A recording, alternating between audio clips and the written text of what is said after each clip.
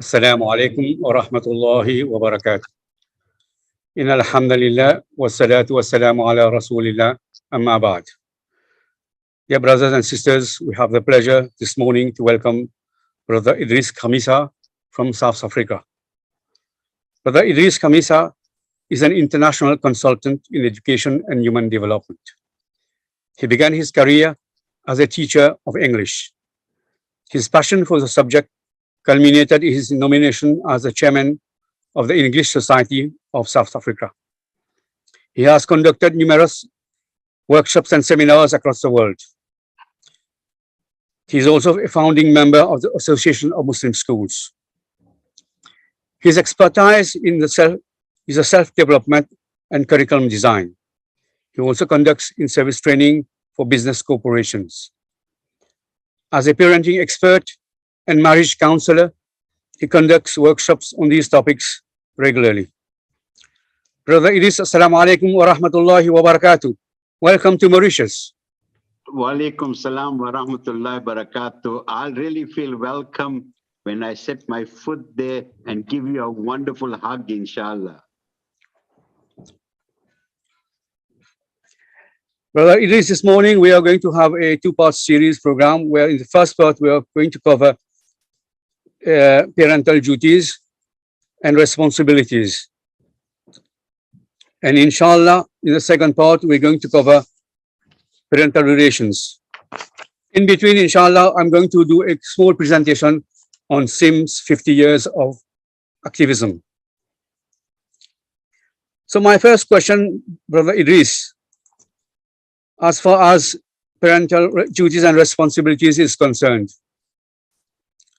what are the major challenges facing parents today? There are numerous challenges today. The one challenge is that the world has changed quite radically. You know, they say it takes a whole village to bring up a child. Today we are living in very nuclear families. The role of parenting is often left to the father and mother. And if they are not competent, they would be perhaps unwittingly incubating a monster. When they forfeit the responsibility, the child will grow up without any direction whatsoever.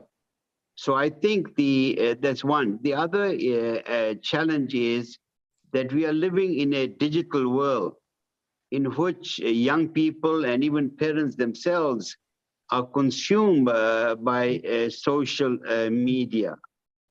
The third aspect is that we are increasingly aware that we are part of a global village. The notion that parents themselves are the sole influences on the hearts and minds of children is not a reality, because if they are not powerful enough, then the other influences do take over, and their influence may not necessarily be positive. The other important aspect that I need to share with you is that one of the great challenges is that parents have not adapted to this day and age. The way they engage with children needs to be different. The way they influence them, the way they connect with them, and that's very important. Because one of the observations that I've made in my interaction with parents, there is a big disconnect between parents and children. In fact, there is a huge gap. So the challenges are many, because the other important thing is this: at one time, as I said in my beginning, it takes a whole village to bring up a child. There was a time when even a total stranger, an adult, was the conscience of the child. He could reprimand him for something that he has done that is not proper, whether he's a Muslim or not Muslim. There was a time when grandparents played their part. There was a time when uncles could play the part, the elder brothers could play the part, the aunts could play a part.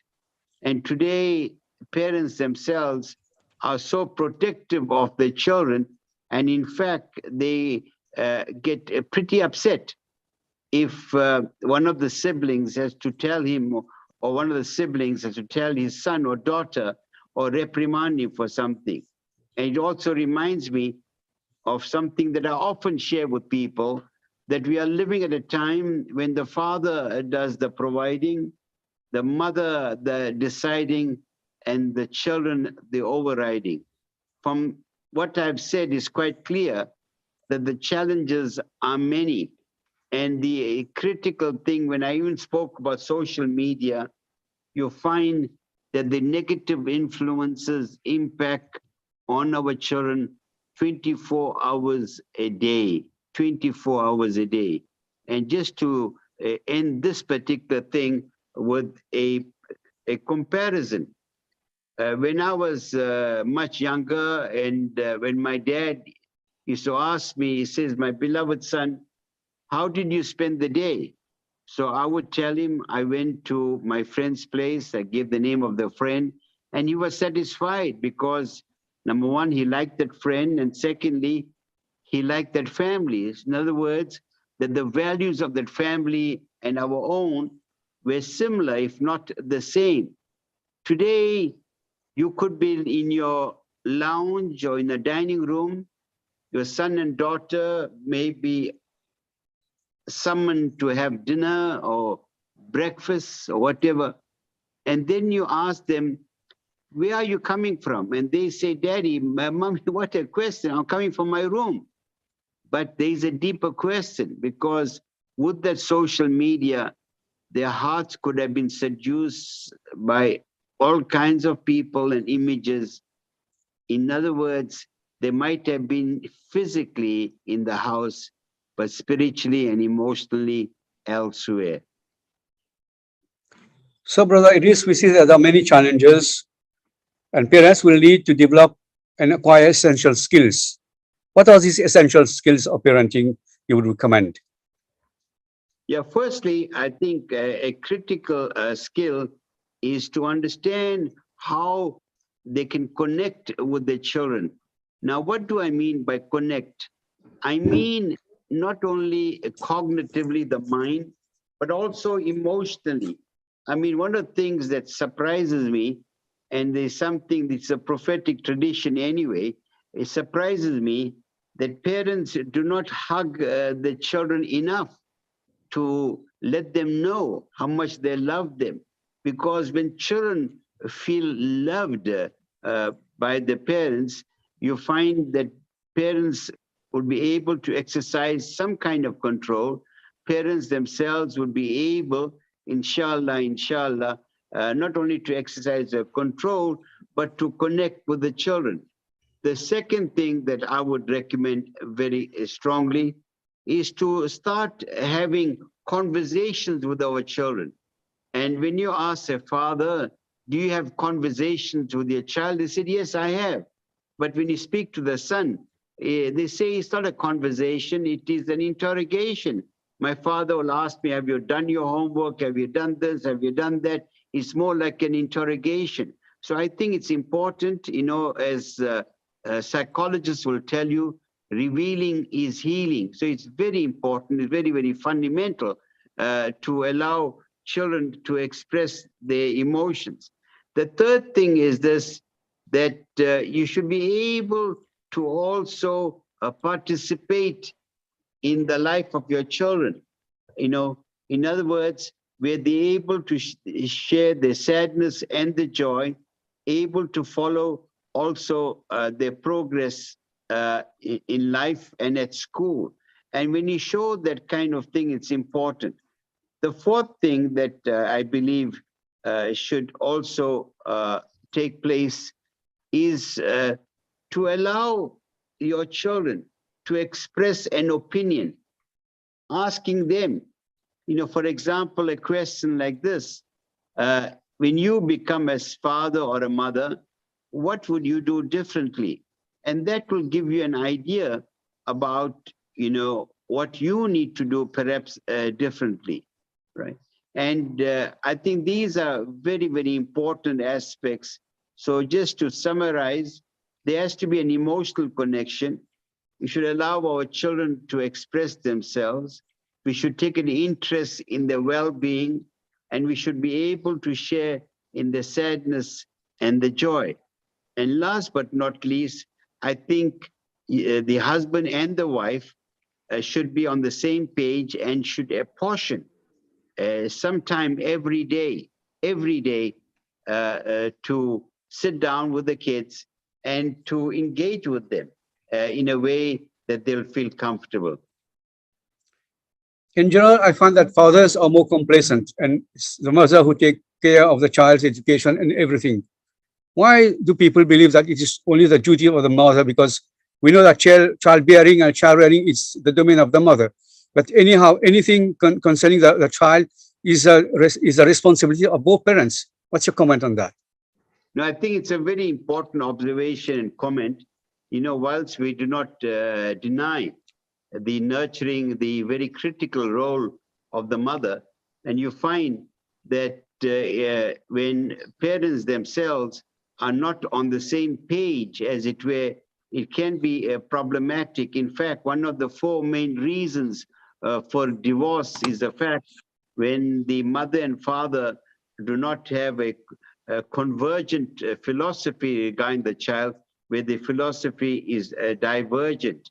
And today, in the modern day of stress, and especially in globally, where often both mothers and fathers are working, the role of the father is significant because, for example, especially young boys need to grow up among gentlemen, where they can be inspired to be gentlemen, where they can be inspired to show courage, where they can be inspired to develop leadership qualities.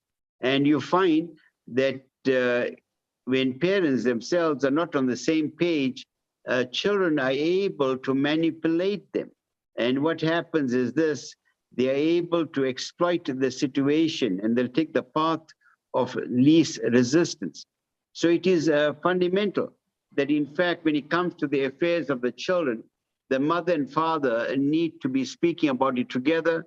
They should be able to share responsibilities, and it is critical that they are not only on the same page, but the same token, they have a particular vision as to what values they should espouse in the children, what should be the ethos at home, what should be the routine at home, what should be the values at home, and what should be the family goals. So it is fundamental that the father plays an active part. This is without diminishing the beautiful and noble responsibility of a mother.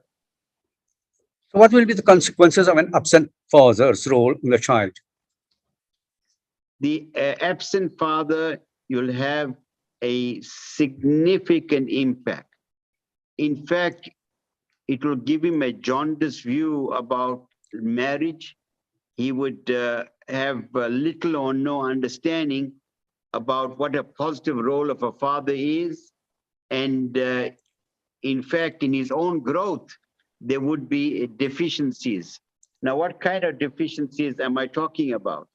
Deficiencies in terms of what marriage is all about, deficiencies in terms of the numerous roles of a father, deficiencies in terms of being an inspiration to the community. And in fact, he'll grow up, for example, not being a rounded human being.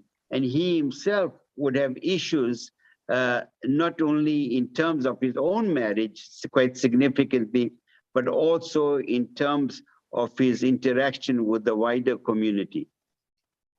Today we have parents working long hours, and also sometimes we have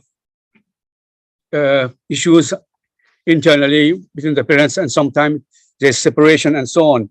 So how best to secure the children trust if one of the spouses passes away or gets separated?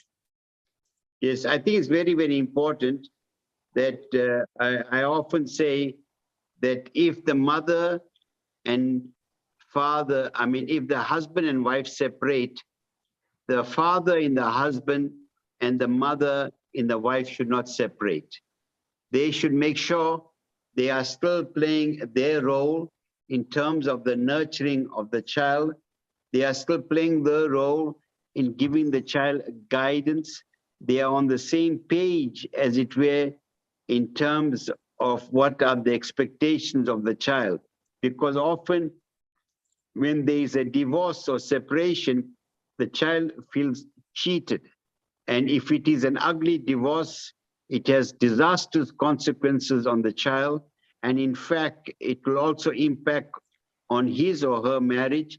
And they will also have perhaps a negative view about marriage. The other critical aspect is this: if, for example, there has been a death, right, and it becomes difficult, statistically, whether we like it or not, sisters often outlive the men.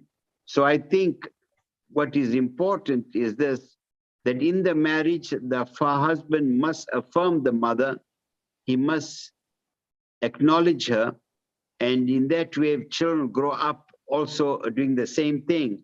And if he shows the respect, it becomes a very, very important.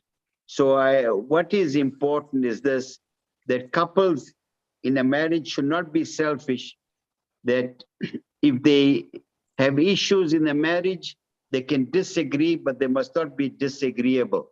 But if they are in a marriage where there is mudslinging, character assassination, so on and so forth, then it has a very, very profound impact on the children. You've got to, very important, in the end, show respect to each other. In the end, as I said, you can disagree, but you must not be disagreeable. Many parents are struggling to bring up their children, especially teens. What are the causes and what will be the remedies to get our families right? Right. Now, you see, I think it was Hazrat Ali who said words to this effect, that there are 3 stages in a child's development. The first 7 years is a time of bonding. From 7 to 14 is a time of instruction and learning. And thereafter, you become the child's confidant.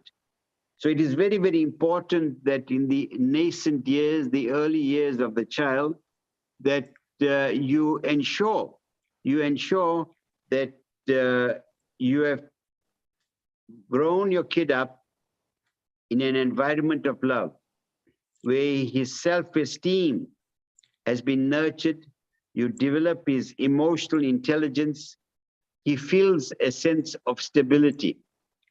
Now, teenage years are often described as the age of madness, where the hormones go all over the place and children behave in a way that is often unbecoming. And remember this, that when a child attains the teenage years, to him, the father and mother is like an emperor and empress without clothes, almost embarrassment. They are more inclined towards their friends. So there are a few things you need to understand. Firstly, you got to understand they are teenagers, number one. Secondly, you got to make sure under no circumstances that the rules at home, the things that you're doing at home are not compromised. But also very importantly, you got to know who the friends are, because friends have a very, very powerful influence on the child's mind. The other very important thing is this, you've also got to understand what are the underlying reasons for your child's behavior. And very importantly, you got to prepare your children for the teenage years. Now, how do you do that? For example, you could tell your son, Muhammad, you're going to grow into a teenager, and this is going to be a challenging time for you. You may look at us with different eyes, but remember this, that we love you, and remember that we will not compromise in terms of our discipline. Throughout, We expect you to be respectful throughout, and we will also respect you. We are here to support you in this time that you are going through. But it is a necessary time because teenage years is really a precursor for young adulthood. You see, most parents are running after this dunya, trying to work hard and giving a better opportunity for their children. But in so doing, they are abandoning their children because they are leaving their children education to the teacher and the mudarris. In our last session, one sister even told us that if a father spends some 1.5 hour cleaning and caressing his car, but doesn't have even 10 minutes to talk to his child, how can we remedy this situation? Yeah, you know what? You cannot delegate a parenting.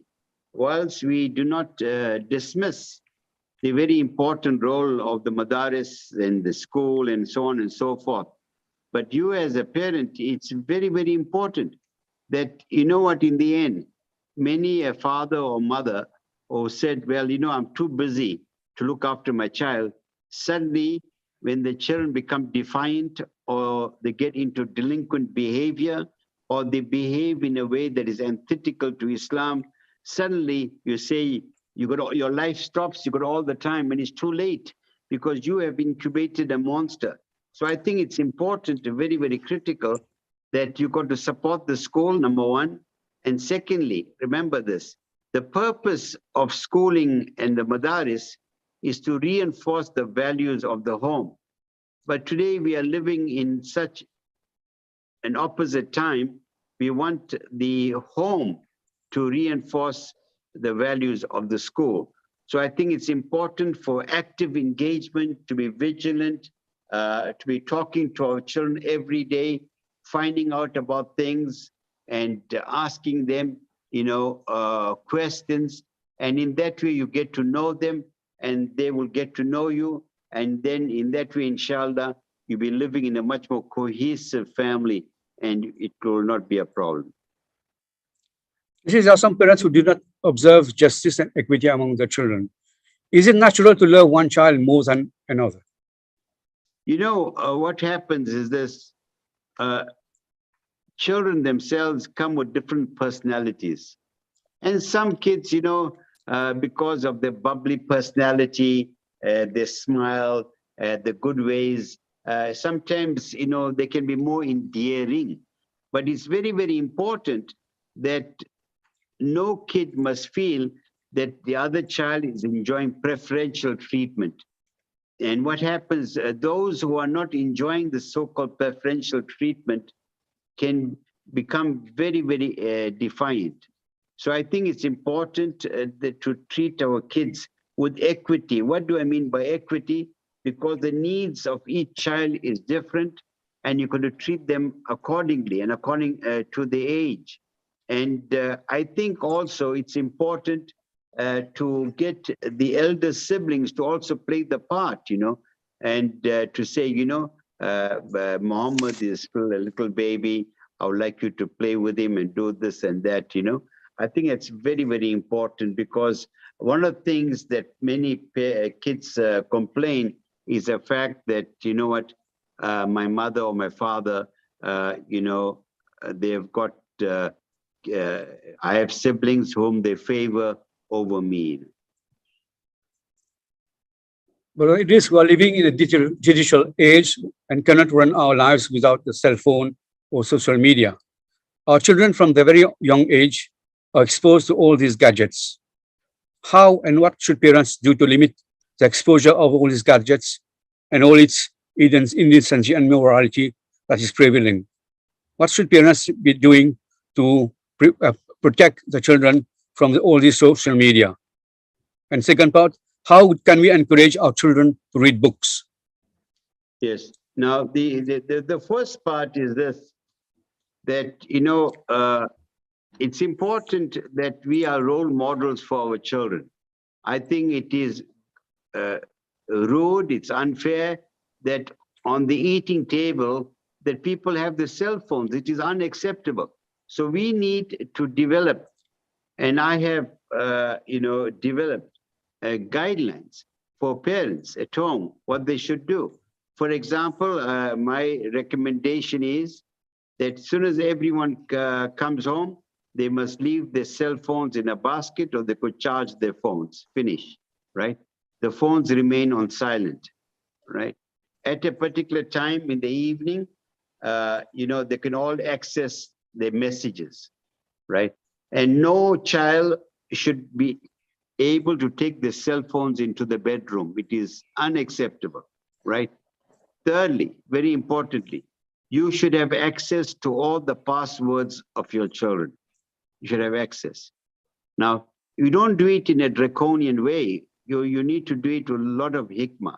So you need to create an environment at home that is engaging, happy, productive, and that way it is participatory, and in that way, so they do not become preoccupied with this, because the social media, whilst there are some benefits that can accrue from participation in it, it also has many, many negative challenges. Now, when it comes to reading, I am very, very passionate about reading. And today, it is not fortuitous or by chance that the first ayah to be revealed is Ikra. Yet today we are living in the Ummah when reading, the habit of reading has been forfeited. So what do we do? How do we encourage reading? Well, we encourage reading when parents themselves read. We encourage reading that if we create a daily routine, and in the daily routine, everyone in the household picks up a book and they read together, right? If you've got little children, you read to them. Siblings read to them. You read together. Even if that time you get a visitor, that visitor must respect your tradition. He or she must be given a book to read. And you'll find that after a period of time, when children themselves begin to read, they'll see the benefits. The benefits are many. For example, it will improve their linguistic competence. It will make them more engaging. It will facilitate their maturity. It will give them a fertile imagination. It is said reading is like a portable universe. You can participate vicariously in the lives of other people, and it will teach you self-discipline.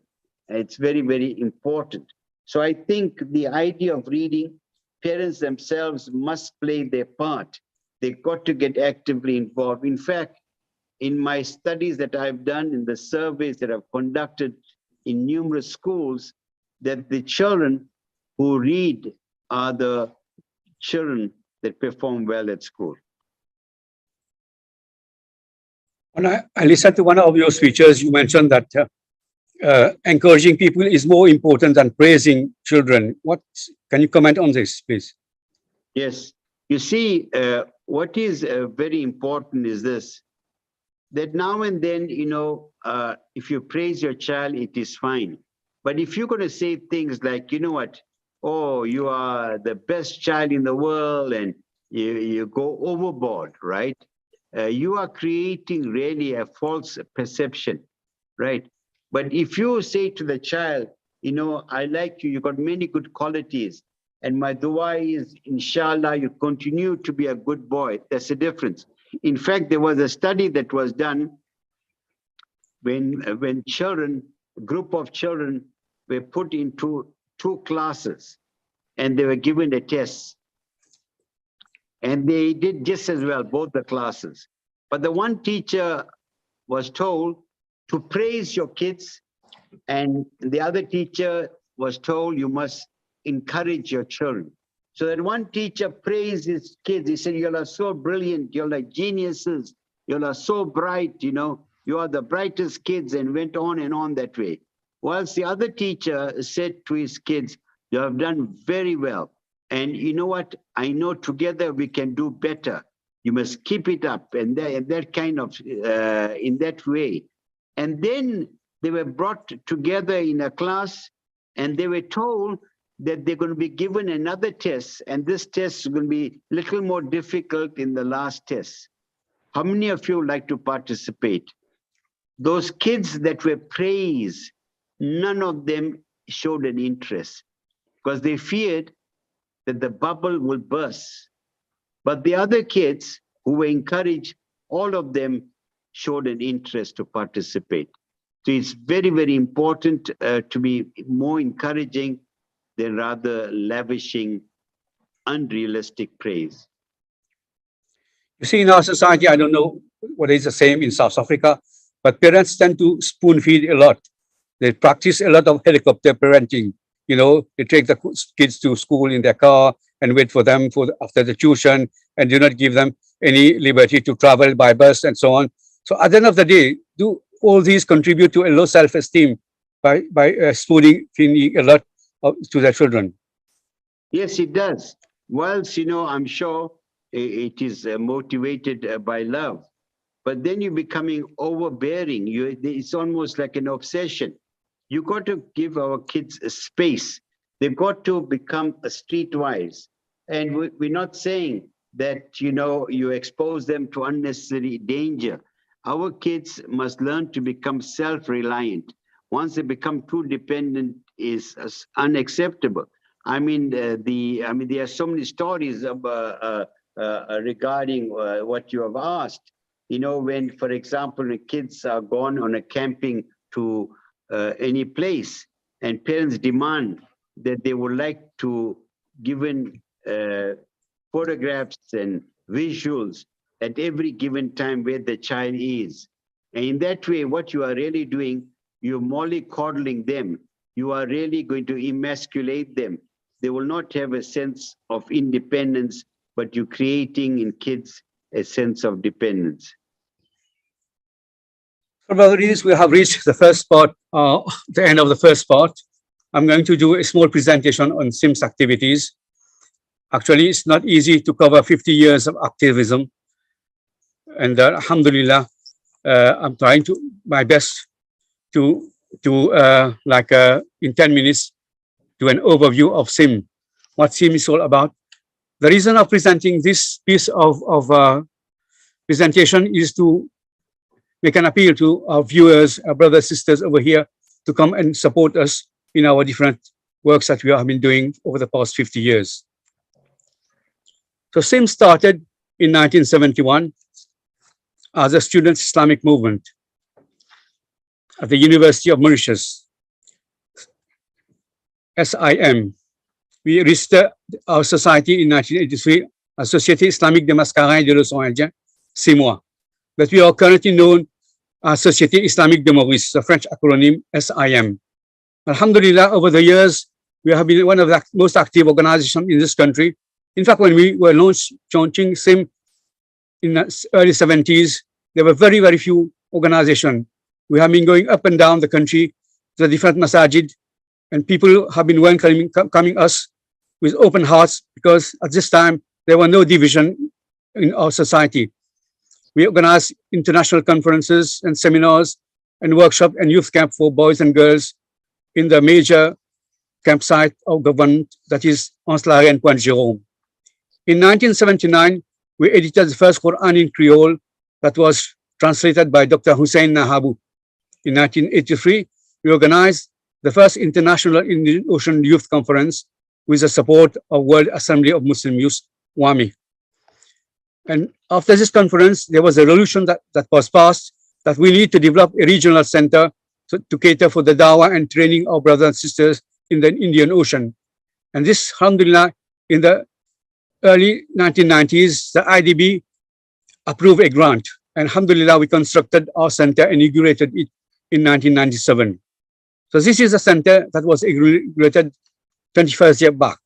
And this center, we have been using it as our headquarters, but also as a training center where we're organizing workshops, seminars, and different types of programs. In 2003, we organized a colloque des musulmans de l'océan Indien, and our guest speaker was Professor Tariq Ramadan. In 2005, we launched the Muslim Heritage Center, and in 2006, we inaugurated the Regi Mosque, which is on the campus of the university. In 2007, we launched the Quran Arabic courses. I'm going to go into detail into the Quran Arabic courses later. And in 2011, we organize in commemoration of 40 years of SIM. Alhamdulillah, today we are commemorating 50 years of SIM's activism, and time is going very fast, I should say. When we started, our aim was to develop Muslims to look at Islam holistically. So our vision is to be the leading organization committed to fostering the Islamic way of life in the Indian Ocean region. And to do this, we have four major departments, four major action points: Dawah and Tarbiyah, Education and Training, Social Engagement Department, and Youth Development. SIM's Dawah program, since the start, was to go to the different towns and villages to meet people, to talk to them, to organize them, and to give them necessary tools. For example, we organized several libraries at different masajids. When we received books, free books, literatures from IFSO during the early 70s and 80s. We also encourage people to organize themselves and develop regional zakat funds. So, alhamdulillah, I would say most masajid have their own local zakat fund. Interfaith program has been a regular feature, as well as our monthly tarbiyah program for our members, but this is also open to non-members. Publications, leaflet for dawah to non-Muslims, exhibition in public places, talks in colleges, and talks on the local TV and radio has been a regular feature of SIM's activities. One of our recent program has been an open air dawah program, where we invite people, Muslims and non-Muslims, to visit the different stores that we have, the exhibition, and also to share with Muslim sweets and cakes. Our Ramadan Interfaith program is a yearly event that is organized at the center here, and sometimes at local centers, other centers, and also at the Reggie Mosque. As far as the education and training is concerned, we have been running different courses on subjects that are current and contemporary. We have been organizing conferences and seminars at the University of Mauritius. Alhamdulillah, our Quranic Arabic program has been something which we are proud of. In fact, this is one of the major programs of SIM. We run it throughout the year across 7 regional centers. And these centers, they are spread all across the island so that people from any part of the Mauritius island can come and study. Alhamdulillah, over the years, over 15 years of work, we have taught over 2,000 students in Quranic Arabic. And alhamdulillah, we can say that people who didn't know any Arabic, could only read a few ayats of the Quran, came out and become people who could read the Quran with some comprehension. In 2011, we commemorated 40 years of SIM, when we organized a major conference at the University of Mauritius, and our chief guest at the time was Dr. Ahmed Tetonji. We had also received many foreign visitors and guests, and we organized a master class at the university with these same speakers. So leadership training has been an ongoing program for SIM, whether it is at the Reggie Mosque or at our center here. We have been conducting these for your young people and university students. And recently we have embarked on an effective training parenting course held over 18 weeks. Alhamdulillah, this was a successful program, and our tarbiyah today is run online because of the COVID situation. As far as social engagement is concerned, since our start in the 80s with a zakat fund, we have been helping people across the country, caring for the needy and the poor, and helping people to secure some extension and renovation of their houses. We have been also organizing regular campaigns to sensitize Muslims on issues such as Palestine, Uyghur in China, and our brothers and sisters in Myanmar. We also run a home for distressed women, and this home has been serving our sisters coming from Comoro Island for medical and surgical operation in Mauritius. As far as SIM's family is concerned, this has been enlarged recently with the introduction of a kids club and a teens club. We used to have young Muslim and young Muslimah working to develop the youth, but today, alhamdulillah, we can say we are looking after the kids and the teens also. And also we are looking after our old brothers and sisters, the senior citizens. As far as youth activities is concerned, our annual youth camp is a regular feature, and we occasionally do football tournament, competition of peas and kirat, and outing for our youngsters. Our sisters, the new Muslimah, they do have their program separately, and they are also very active. Alhamdulillah, today SIM is a full-fledged organization with all these departments, and we invite people to come and join us. Whether you have kids or teens, come and join us and support us. The Reji Mosque, which we started on the campus, is serving the university students there. They can come for Salat, Jumu'ah, also, and have a place to pray Salat in Jama'ah. We do organize programs for them on a yearly basis in terms of seminar and workshop, but we do also have regular courses on Sirah and other subjects. So this is our kids club, being active at our center, and our teens club doing some outdoor work. Alhamdulillah, we can say that today SIM is an organization that is promising, and we want people and brothers and sisters to come and join us in this work. This is our work. We're doing fi sabilillah. We don't have any problem working with any group. In fact, our motto is to be وَاعْتَصِمُوا بِحَبْلِ اللَّهِ جَمِيعًا وَلَا تَفَرَّقُوا. So we don't create any fitna and division in our society. We welcome people and we talk to people, even to non-Muslims. We do work together, for example, in our effort to combat drugs. So dear brothers and sisters, we are inviting you to join this great organization. We invite you also to contribute to our Zakat fund. And finally, we do invite you to contribute to the extension of our center, which we now have started 2 years back. Our first phase has been completed. We have renovated the center. And today, we are moving ahead by doing some fundraising to add a floor on our center. So please do contribute to our Zakat fund, to our extension program, and we'll share later on with you our accounts so that you can contact us. I just give you my number. My phone number is 57143224.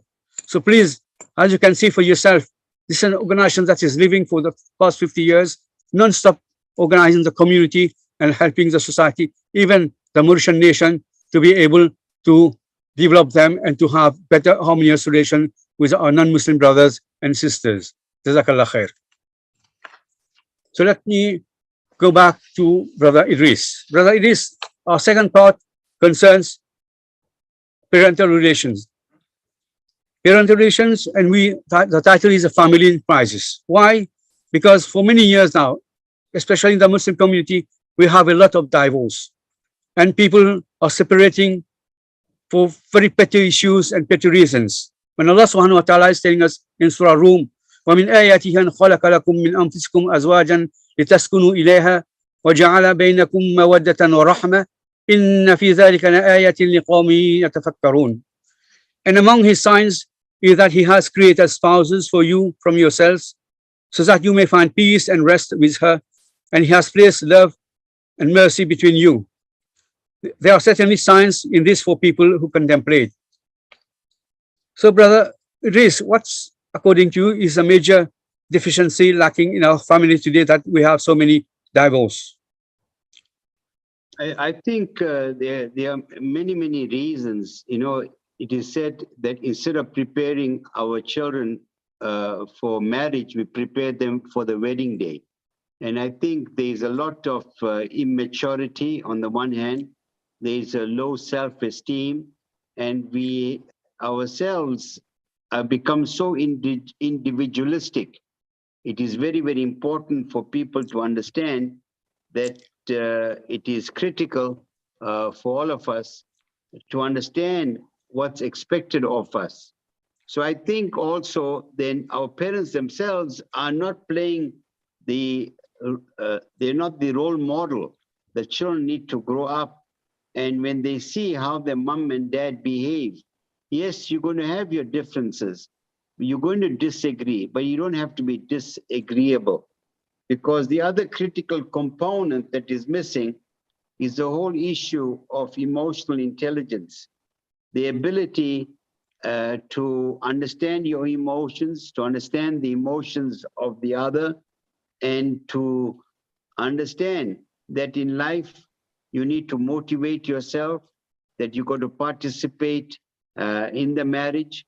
You got to be aware of the signs of the body language of your partner, and you need to work together.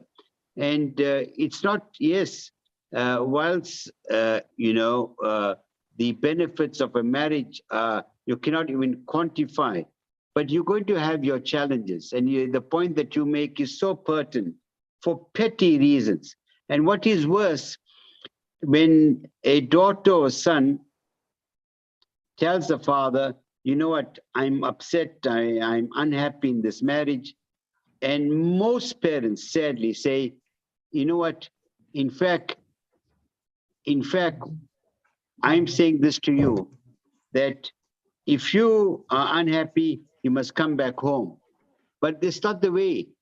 I mean, in fact, what you should do, you should, inshallah, do the opposite. You should say to them that, you know what, come here, let's talk about it. Let me call him, let me see what his perspective is. And because I do marriage counseling, I can say this with conviction, that many of the divorces that have taken place for petty reasons, and they did nothing to seek help from a counselor. But more than that, I've also written a book, my friend and I, Narzana Jasat, is called Premarital Conversations and Beyond. If a couple tell me, or young people tell them to get married, then I give them 100 questions they need to ask each other before they get married. Because sadly, because they feel there's some chemistry, they feel that will suffice in terms of the marriage. But they got to understand the temperament. They got to understand what the values are. They got to understand their respective backgrounds. They got to understand exactly how they're going to deal with conflict. So I think it's very, very important. And to me, just to summarize it, the major reasons are, I think, a lack of maturity, the poor role modeling from the parents. They do not, in fact, I would recommend the ulama should make it mandatory that they'll only perform a nikah only after the couple have gone for premarital counseling.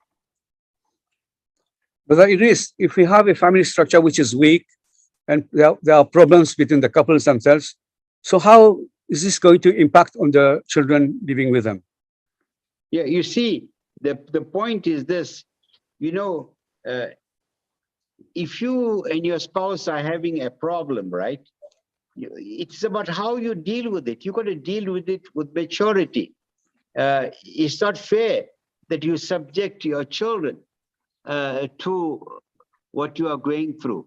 It's not fair because they'll grow up in that home environment having this negativity where you are not promoting the institution of marriage. And in fact, what is important is this, that in the end, you got to do what is right. You got to make every effort to rectify it. Because remember, this is a critical thing. But parenting, and I want people to understand this, is not so much your relationship with your child, but your relationship with your spouse. If you want good kids, you want kids growing up in your home as powerful, eloquent ambassadors for the deen, you got to make sure that your relationship with your spouse is remedied. Yes, when they're shouting and so on that goes on over there, then you are not helping the marriage at all.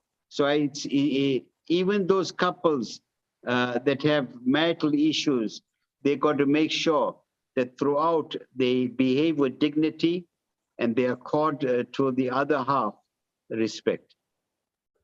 How can couples agree between themselves before addressing the children on any matter?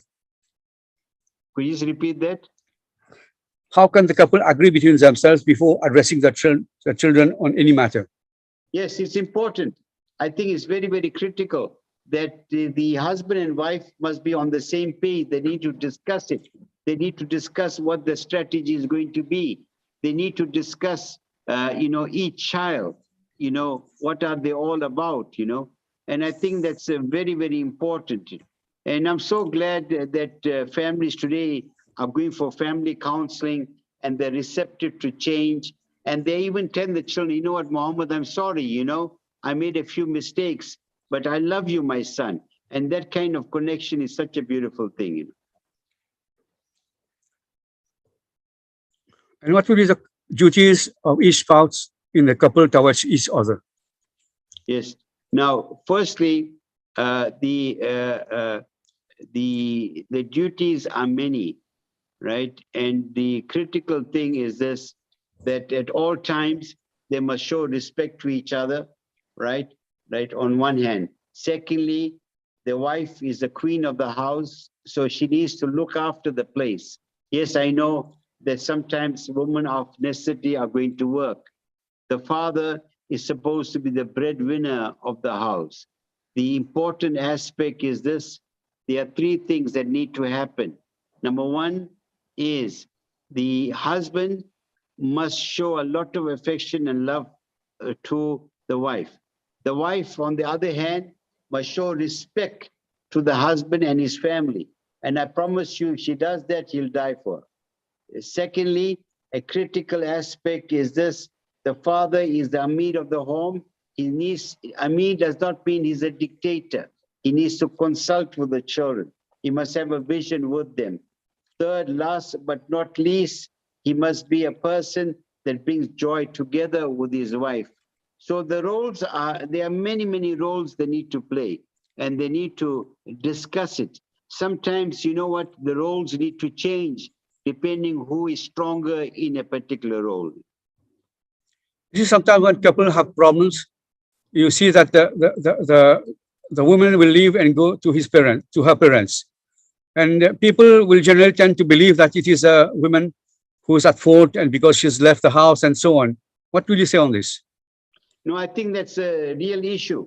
I think, you know, they should rather say, what made her leave her home? I'm sure she must have been trouble, you know. And the thing is, you know, we should not jump to conclusions. In fact, you should, instead of speculating, you should see how best you can help to be a facilitator, to be a mediator, or whatever, to resolve the conflict in that home. It is quite clear that when women do this, it is just out of frustration. And I don't think we should just jump to conclusions, because I know I've come across this on numerous occasions. And it's important and remember this, you get the woman's story and you get the man's story, and then you get the truth. It's important to get all parties involved and to do it the Islamic way, inshallah. So in a few points, how best can we settle this agreement between the couples? What are the different procedures that should you adopt?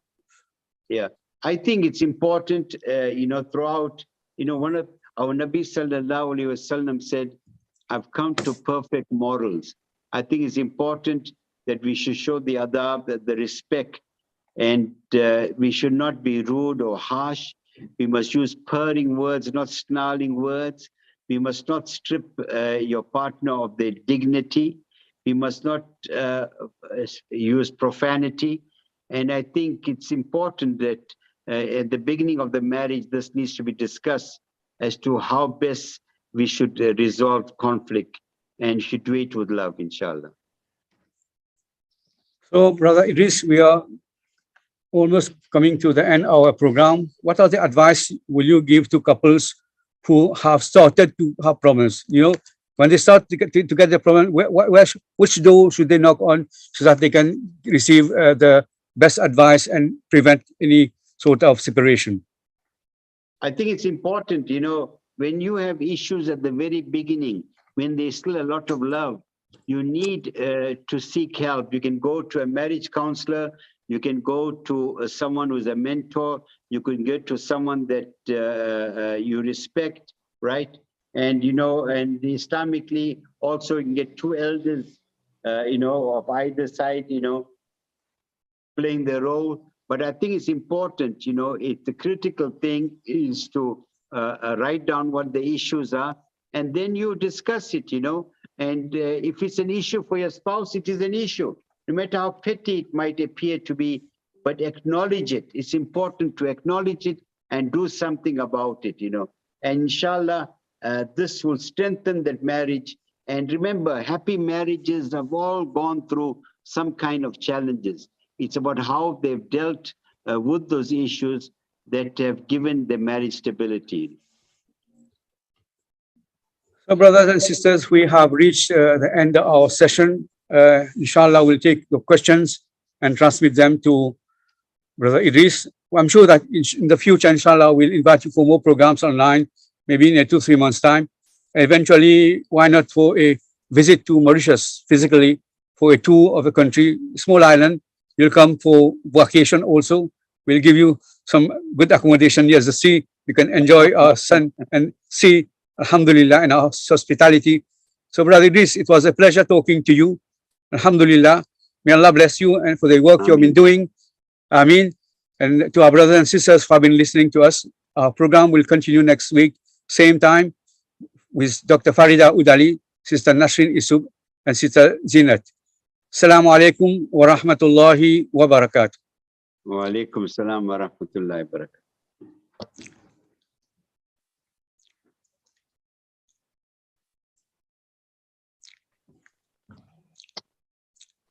Kenny?